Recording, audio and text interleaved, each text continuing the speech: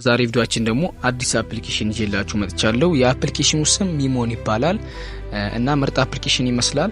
ከኒኪ ላይቭ ፕላትፎርም ጋር በጣም ተመሳሳይነት አለው እና ፕሌይ ስቶር ላይም 10,000 ሰዎች ናቸው ዳውንሎድ ያደረጉት።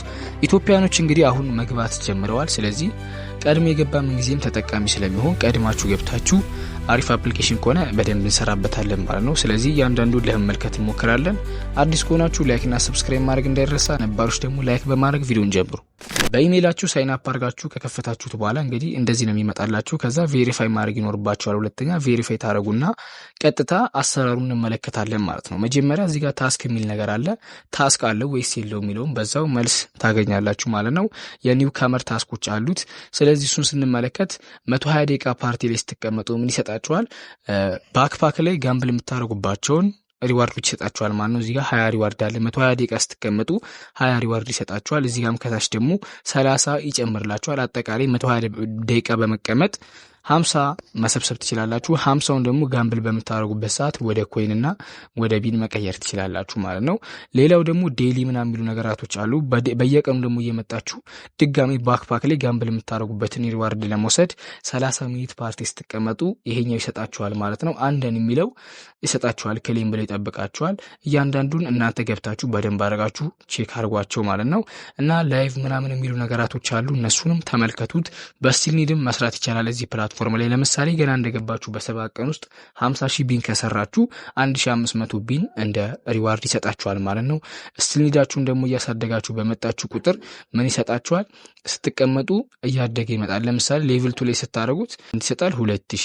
ሌቭል 3 ላይ ስናደርገው ደግሞ ስንሰጣል 5002። እንደዚህ ያደርጋችሁ ሁሉንም እስከ ሌቭል 7 ድረስ ማየት ትችላላችሁ። ሌቭል 8 እያለም ይቀጥላል ማለት ነው። ይሄው እንግዲህ እንደምትመለከቱት ነው። እስከ 4 ሚሊዮን ድረስ እንትን ካላችሁ ከሰራችሁ ስንት ይሰጣችኋል? 35,000 እያለ ይቀጥላል እና እያንዳንዱን ገብታችሁ ራሳችሁ መመልከት ትችላላችሁ። ጊፍትም ይሰጣችኋል። ላይቭ ላይ ስትቀመጡ ፒኬም የተጫወታችሁ መሰብሰብ ትችላላችሁ። ሌላው ደግሞ ኢንቫይት ነው። ኢንቫይት ላይ እንዴት አድርገን ነው የምንሰራው ካላችሁ እንግዲህ በኢንቫይት $199 መስራት ይቻላል ብሎ እየነገረን ነው። ግን 199ን ለመስራት ትንሽ ይከብዳል።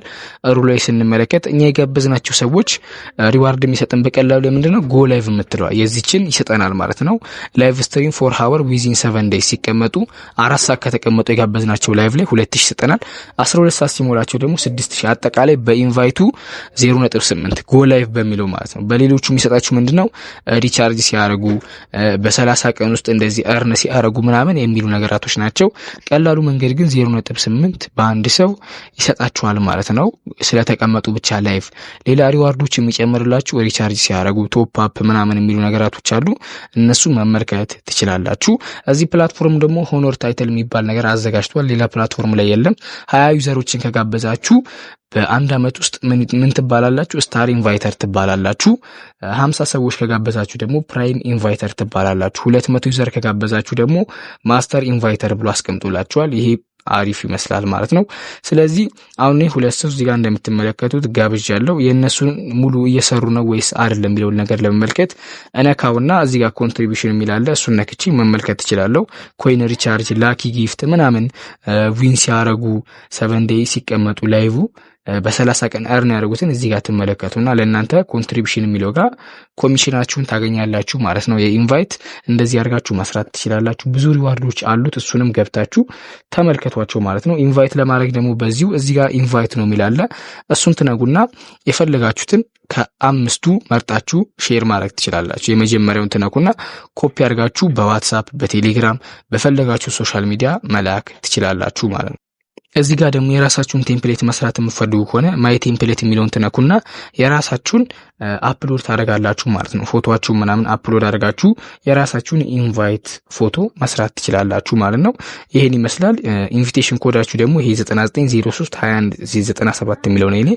እሱን ኮፒ አድርጋችሁ መላክ ትችላላችሁ ከፈለጋችሁ ማለት ነው። ስለዚህ አሁን ጌም ሌቭል ምናምን የሚሉትን ነገራቶች በኔክስት ቪዲዮ እንመለከታለን። አሁን አዲስ ስለሆነ እያንዳንዱን ለማሳየት አልቻልኩም ማለት ነው። ስለዚህ በኔክስት ቪዲዮ ሙሉ አሰራሩን ይዤላችሁ መጣለሁ። እንግዲህ እንደተመለከታችሁት ደግሞ ሌላ ደግሞ አክቲቪቲ የሚባል ነገራቶች አሉት። እሱን ገብተን እንመለከታለን። አክቲቪቲ ሴንተር ላይ እንግዲህ ገብቻለሁ። በጣም ብዙ ሪዋርድ መሰብሰቢያ መንገዶች አሉ። የመጀመሪያው ፎሎ አስ ኢንዲጌት 1000 ፍሪ ኮይንስ የሚል አለ። እነሱን ሰብስክራይብ እና ፎሎ ማድረግ ነው። ዩቲዩብ አካውንት አላቸው። ዩቲዩብ ላይ ገብታችሁ ሰብስክራይብ፣ ፌስቡክ ላይ ገብታችሁ ደግሞ ፎሎ ካረጋችኋቸው በኋላ እዚህ ጋር ትመጡና የሚሞን አይዲ ትጽፋላችሁ። እሱን የራሳችሁን አይዲ ከዛ ዩቲዩብ ላይ ስክሪንሾት ታነሱና እዚህ ጋር ታስገባላችሁ። ሰብስክራይብ ያደረጋችሁትን፣ ፌስቡክ ላይም በተመሳሳይ ፎሎ ያደረጋችሁትን ታመጡና ስክሪንሾት አስገብታችሁ ሰብሚት ትሉታላችሁ። እነሱ 1000 ኮይን ወደ ዋሌታችሁ ያስገቡላችኋል። እዚህ ጋር የዋትስአፕ ነምበራቸው አለ። እነሱን ማውራት ትችላላችሁ። የፈለጋችሁትን ነገር ኮንታክት አድርጓችሁ። ስታር ሆስቱ ናችሁ ደግሞ መስራት የምትፈልጉ እዚህም ፕላትፎርም ላይ ስላለላችሁ መስራት ትችላላችሁ። እንግዲህ ኢንካሙ ይሄን ይመስላል እንደምትመለከቱት ነው። ኤስ1 ላይ ሆናችሁ 1 ሃወር 3000 ቢን እያለ ይቀጥላል ማለት ነው።